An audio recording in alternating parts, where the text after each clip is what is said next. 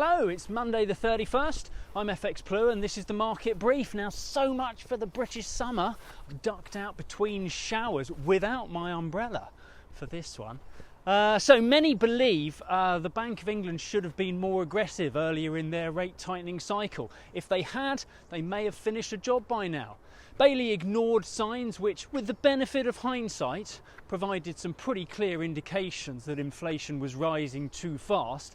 And of course, all this is compounded when you look west and see how well the Fed has fared after their 75 basis point rate hikes last year.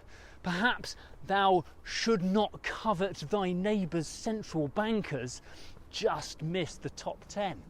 But in an effort to diffuse the criticism, the Bank of England has decided to commission a review of its economic forecasting, and they've chosen former Fed chairman Bernanke to lead the review. The market has welcomed that news because Bernanke is considered to be a preeminent economist with a very deep understanding of all the models that the banks use to make monetary policy decisions. And this is intended to have a similar effect when Mark Carney was drafted in to inject a fresh perspective on Threadneedle Street. The MPC is still widely expected to raise rates by 25 basis points on Thursday. There is still an outside chance of a 50 basis point rate hike, which could stir things up for sterling, but don't hold your breath on that one. Over in the US, it's all about whether the economy will have a soft landing, and if so, when? The odds have dramatically improved, with inflation dropping to 3% and growth remaining stronger than expected. The July payrolls data might put a fly in that ointment, with some forecasting the headline number significantly below 200,000 new jobs.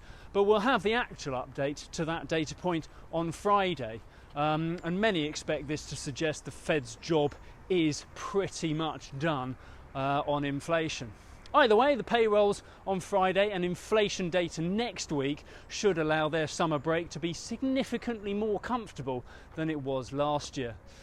In the market, the dollar index has found reliable support around the 100 level after recovering from 99.55 to close out the week around 101.75.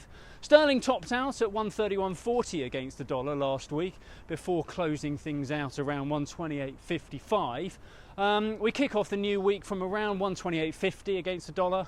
We're about 116.75 against the euro, and euro dollar is around 110.10 on the open.